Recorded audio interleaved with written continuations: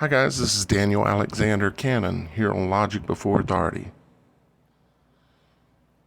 Today I want to talk about or go back and revisit a very, very important subject matter that should matter to you.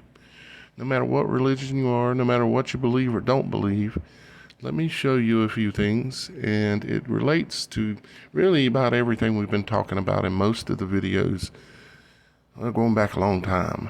And I have talked about this a little bit before, but I understand it even more so now. I can see it clearly, or clearer, and I'm going to describe to you what we're looking at. Of course, what we're looking at here is a human skull, okay? And there's some particular things that we need to talk about. And so that you too will be able to see and understand or stand on, however you want to say it, you'll have the knowledge that you need in order to understand the world, WHIRLED, better that you live in, and understand yourself better, as well as heaven and earth, okay? What you're looking at, of course, is a human skull, and in the center of the skull, right above the bridge of the nose, directly in between the eyes, basically, the two orbs, the two toruses, the two witnesses, the two eyes, right? So let's look and see what we're talking about. This is called the Crystal Galley. The Crystal Galley in this image is much larger than it actually is in your human body, because in the human body it fits in just a little small area there, okay? And again, it's called the Crystal Galley. The galley is where something resides, or something hangs out, or you should understand that. Christa is a reference to Christ, or the fire of God that exists within us all. It exists on the other side of this that is in your forehead. You have not a literal flame like you would have in the backyard, but you have the flame, the spark, the flame of God, the flame of existence within you, within me, within everyone that is human. And you might notice that this thing looks like a cross or a crucifix with a veil hanging on it. Looks like it has curtains hanging on it. We'll take a look at that in a second. You see the outstretched arms and the Crystal Galley, or actually they're calling it Crystal Galley right there, okay? And you'll notice that it has this bone, and this bone is porous, meaning it slightly allows air to pass through, allows smells to pass through. It's like a curtain or a veil, like when someone gets married, the wife maybe, if has a veil over her face, and you can see through it. She could breathe through it, but it's still a veil, and that's what this porous bone, I mean, it has holes that go through it, represents. It's the veil, okay? This is the interior look, looking back towards, like if you were inside your head, trying to look out through the area where the Crystal Galley is. If you'll notice, it should look familiar. It should look familiar. Now, a couple things you want to notice. Also, you see it's pointing out the Crystal Galley, okay? Right there in the center, okay?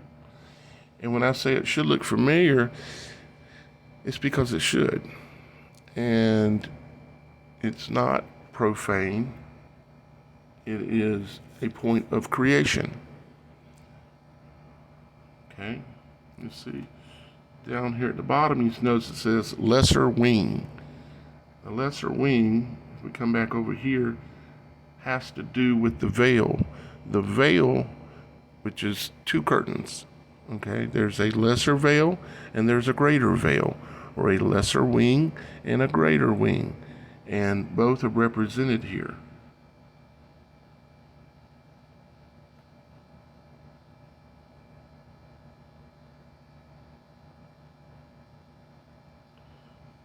The greater wing, of course, sits, well, I think you can actually see it better like here. Yeah, there's a zoom up of it.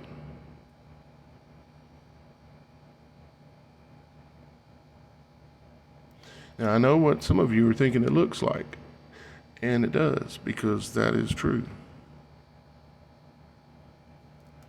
Now, this is a flower. Notice how similar it is to that and this. This flower is called a Crystal Galley flower. It's because this again is representative of a flower. You have the lesser wing and the greater wing. Just again, except for the lesser wing here wraps the stigma, basically, which is for a flower, it's basically the penis, okay? And then you have the big wing that you can see, which again looks like a veil hanging. And that is the Crystal Galley flower. Here's another look.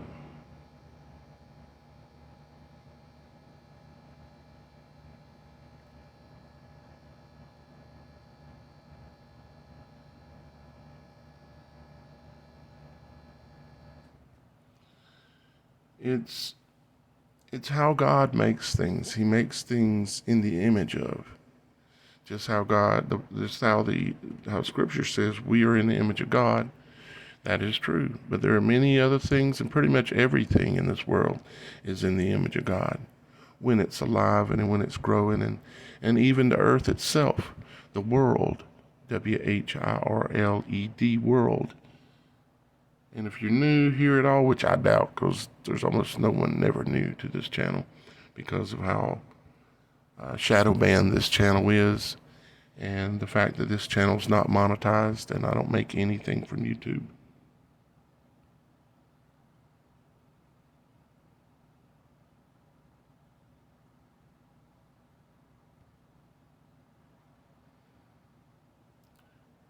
Now, why are we looking at the Ark of the Covenant?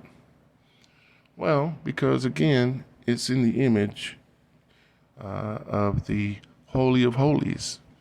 And the Holy of Holies is your head.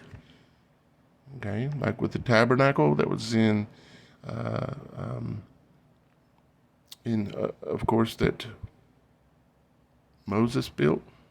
Okay, and Solomon built the temple. Okay, they were constructed in the image of man, but also that same image is in the image of our world and in the image of heaven.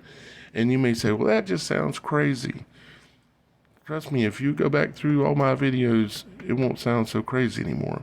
But if you think I'm crazy, you would never go and look. You would never care because you don't think it's valuable information. But I assure you it is. You see, we're looking at an image, a copy, an image of the Ark of the Covenant. The Ark. The Ark is referring to electricity, of course. Electricity or power or spark, the power of God kind of thing.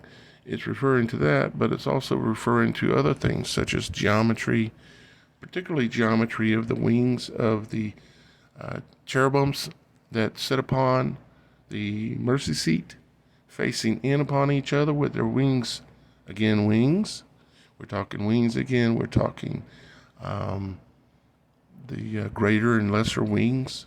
Okay. Once again, which the cherubims are described as having greater wings and a set of lesser wings. And they face each other, and as you can see, they form what looks like two, you could draw in, like you could put two balloons, one under the wings of each cherubim. And when those two balloons are pushed together, just like your eyeballs are close together, in the middle of those two balloons where they push up against each other or cross each other, if it's an energetic field, which is actually what's going on here. Let me zoom up so you can see that a little bit better. You see, you could put two balloons in there. And if it was energetic, just energy flowing, it would create a Vesica Pisces. And in the middle of the Vesica Pisces is the point of creation. And the point of creation is where it exists within your head, between your eyes. It exists in numerous places across your body, including for females, it exists in your womb, your uterus, okay? And the placenta, the paradise, the Garden of Eden, or at least in the image thereof, okay? And you may notice that the ark, which in this image is not represented correctly because the carrying poles that you see here, they actually, from what I understand, they penetrated the box. There was a way for air to flow from the ends of the poles that allowed air to flow through it and into the box. And those represent your nostrils, okay?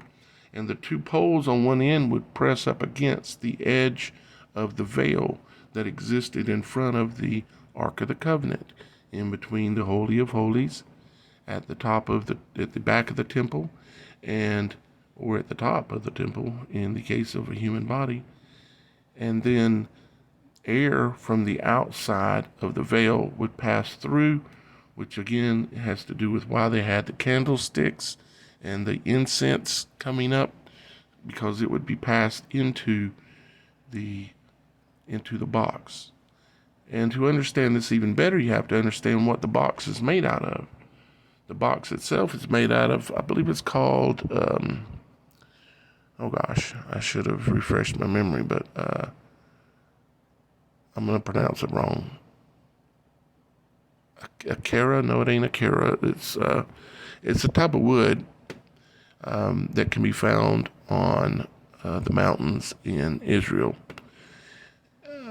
Gosh, it'll come to me in a minute, but kasha, something like that. Anyways, it's a type of wood that has the ability to transmit electricity. Electricity can flow through it more easily than normal types of wood. And then you take that and you coat it in gold leaf all over the box, and then you put rods through it that allow for, again, not only just air, but electricity to flow. And then you have the mercy seat with the arcs on top, which are the cherubims. They are symbolism for the point of creation, the Vesica Pisces. If you've been watching my videos, you should have a clue what I'm talking about. Hopefully not mumbling to a crowd. Speaking of the ark, we also had Noah's Ark. Remember how many times kind of the word ark and the symbolism comes up in the Bible? Well, now they've come out, and this is Elon Musk's business partner. Yeah, he was one of the top people that working supposedly at SpaceX.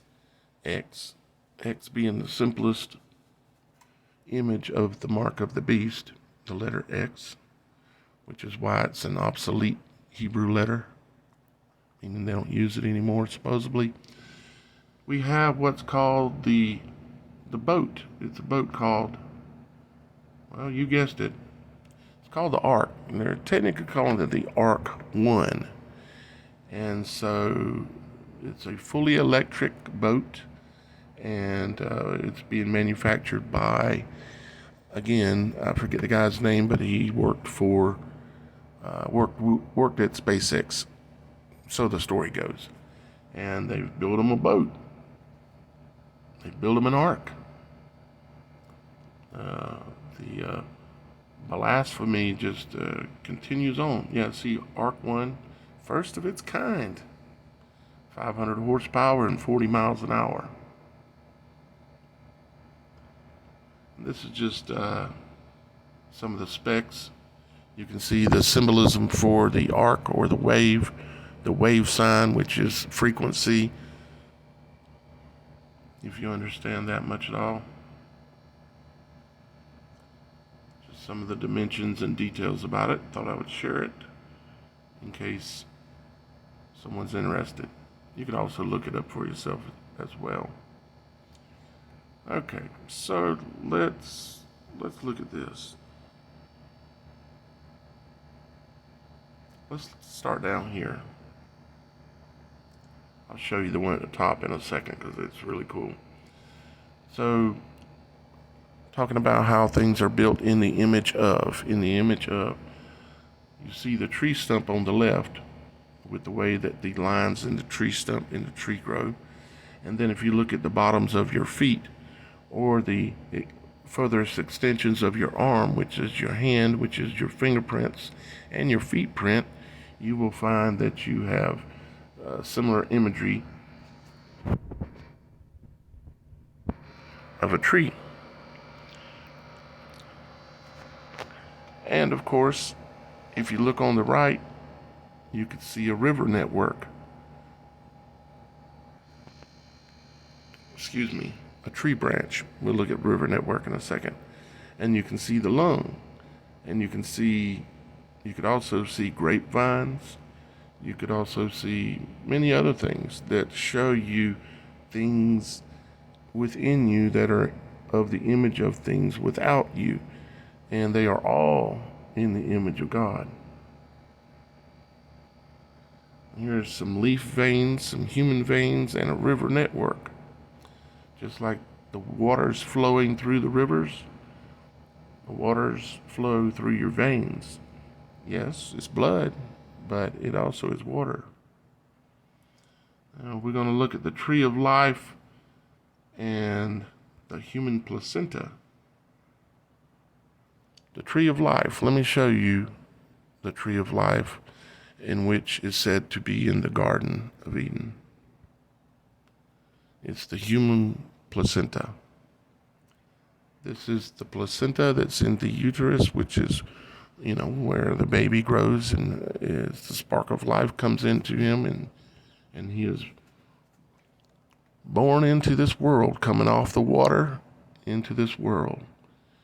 Can you see the tree? And you see the tree stump coming down, and what does it connect to? It connects to the rivers. It connects to two arteries and one return vein, I believe it is. Connects to the rivers. For you ladies, you've been walking around with the tree of life in you. Well, if you've gotten pregnant, it develops, of course, more so. But there you have it.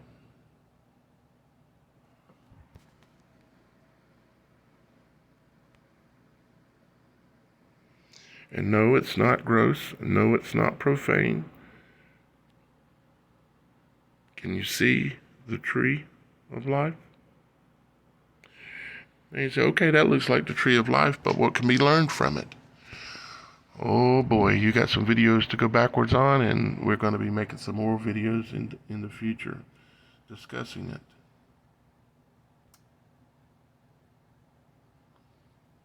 Okay. Remember I've talked about the eyes?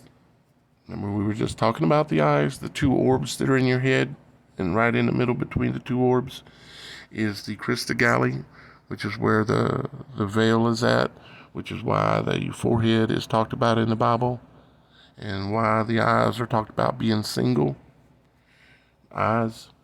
Isn't it interesting that you have in your head, in your face, and upon the face of the waters, God placed the sun and the moon. Right? Two orbs, two toruses. Okay? And also you happen to have two in your head. Right?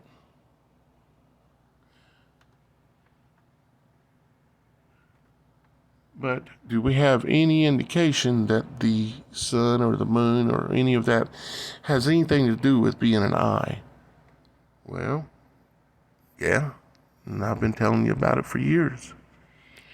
You see, when the ice crystals are floating in the heavens, the sky, just right, in the morning when the sun comes up or is setting, you can see the eye. You see it? You got the pupil right in the middle. The pupil right in the middle. You've got the iris all the way around, the part that normally has the color and the image of our world in it. And then, of course, the area with the whites. And then you've got the corners of the eyes, as you can see. And you've even got an eyelid at the top, an eyelid that comes down. You can see the geometry of God right there. It's the same geometry you have that exists within you. It's, you know how pictures on the internet, they're called copies? You know how if you take a picture on your computer and you share it with someone and send it to someone, all it's doing is making a copy of that image. And it's basically the way that that things work in this world. But a lot of times the copies are smaller copies, or they're a different perspective of whatever is in the image. Maybe looking at it from a different way or a different way of thinking. Okay? So we have a sun and a moon that both, under the right conditions, show us that they are in fact projections of eyes. So therefore we have a sun and a moon in the heavens with a dome above it. Let's see if I've got, this. The Freemason Symbolism. You can see that there you have the two pillars with the sun and the moon up above those on the left and the right. And then there's the eye up above, which is supposedly the eye of the Creator, right? That kind of thing. And the stairs down below are the vertebrae in your back as you go up the stairs. And the tools that are hanging on the walls and the symbols, they all have meanings too, but I can't really make them all out here. The apron itself, as you can see, is the wings. You see? And you can see you have a lesser wing, the one hanging at the top, and then you have a lower wing, the one that hangs all the way down. You see? It's symbolism again for basically the point of creation, this is knowledge from the tree of knowledge of good and evil. Now, they've chosen to use it for evil. Not something I would be interested in doing, but I'm showing it to you for educational purposes so that you can see what they already know, so that you're able to understand your existence better.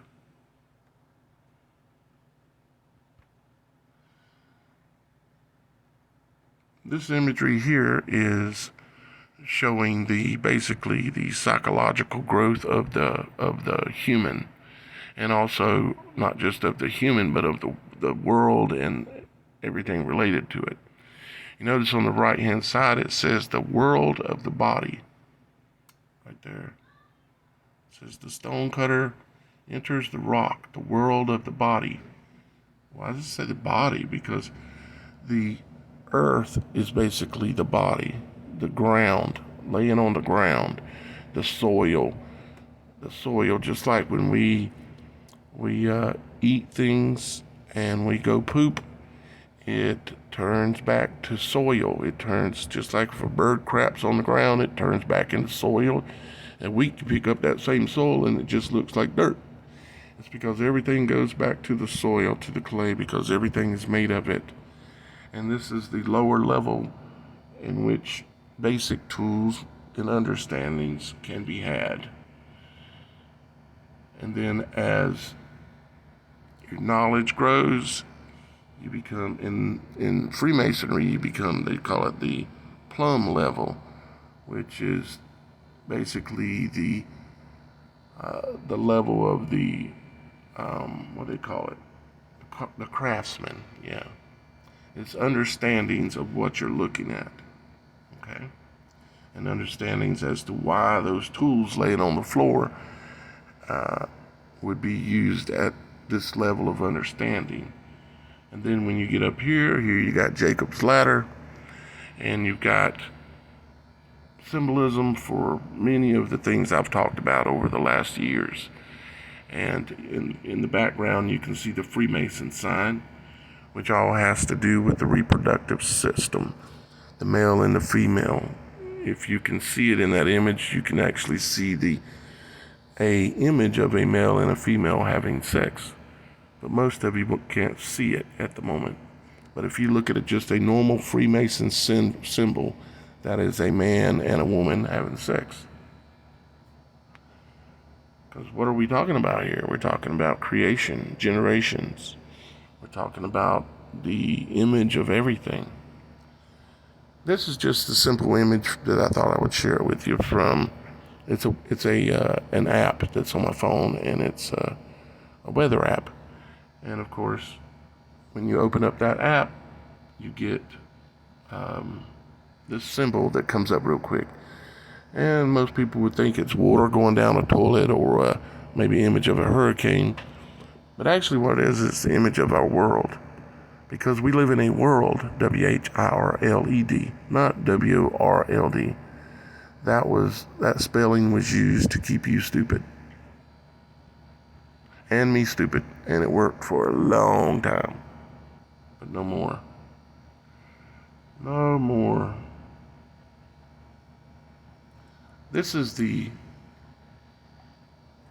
Arctic Ocean. Remember, we got the Ark of the Covenant, we've got the Noah's Ark, we've got got a lot of arcs going on here, and the Ark has to do with heaven and earth, right? The Ark, and the understanding of the symbolism behind it. But ask yourself why they call this part of the ocean, off of Russia and Greenland, up north of that, why do they call it the Arctic Ocean? The Arctic Ocean. There's a secret there. And what is actually up here is a secret, because they don't want us to see what is in the real true north. And then we have the Antarctica. Kind of sounds like a circuit, doesn't it? Like a cathode circuit with positive and negative, the ant and the Arctic and the Antarctic. Yeah, it has to do with circuitry and energy flow and our world.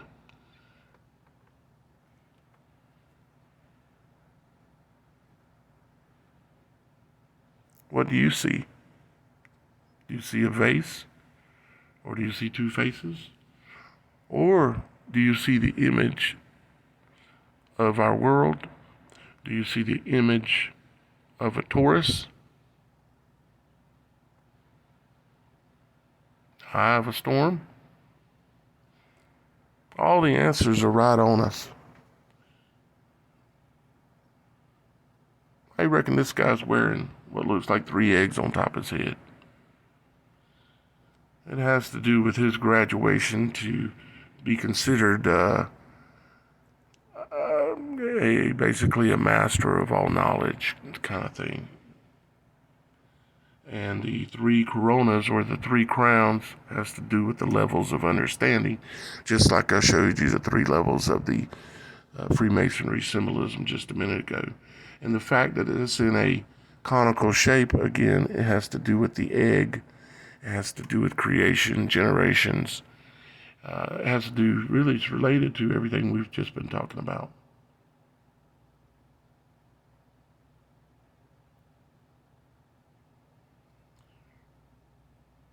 Of course, here's the Vatican, the serpent's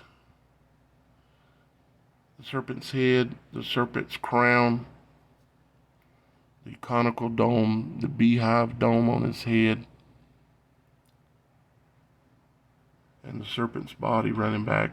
I know I've talked about this a number of times, and so have many, but it's related.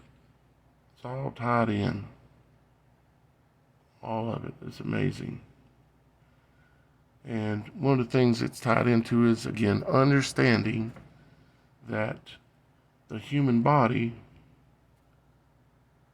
and the temples that were built, including the tabernacle, they were built in the image of the human body. Kind of like this image a little better. In front of the temple, you always had the two pillars, Boaz and Jachin, yeah. And then you had the porch, which is basically the exterior of our private areas and all that. Which is a very important area, obviously, for creation. But really, what I'm focusing on here is that your body itself, your stomach area and chest area, is considered to be the holy place, and the Holy of Holies is your head.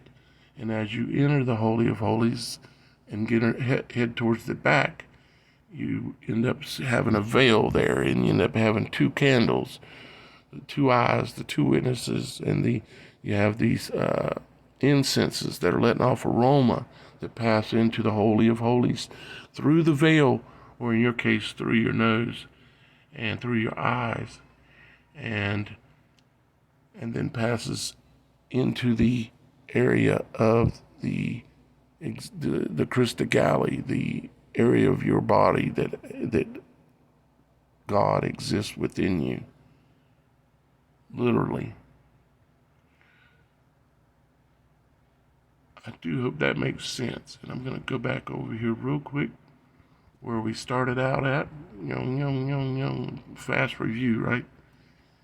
And show you, not that, well, that's important, but just show you this one more time. The veil, the cross, the Crystal Galley, the fire, the spark, all these things. And if you consider this along with everything else that I've been explaining, that's been revealed to me over the last few years, you should be getting a really good understanding of what's going on. But I say everything that I talk about, I want you to test it. I want you to investigate it. I want you to pray on it. I want you to study it. I want you to prove me wrong and come and tell me how I'm wrong.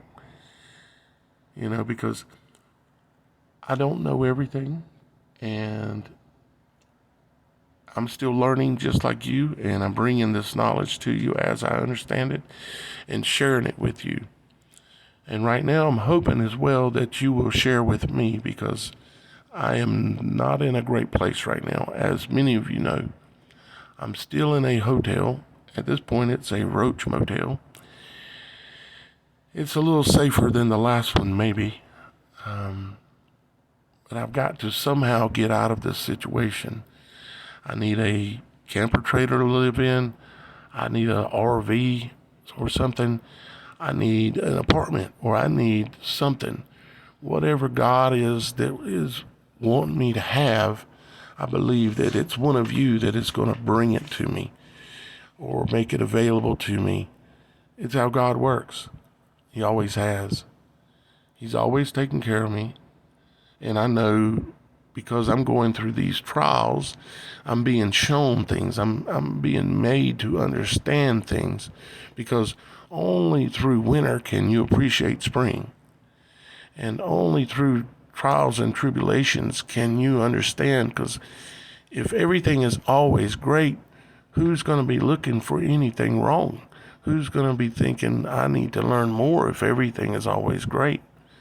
So I understand part of why I'm going through this, and I accept it, and I'm willing to do what it is that God's got me doing, because he's always in control.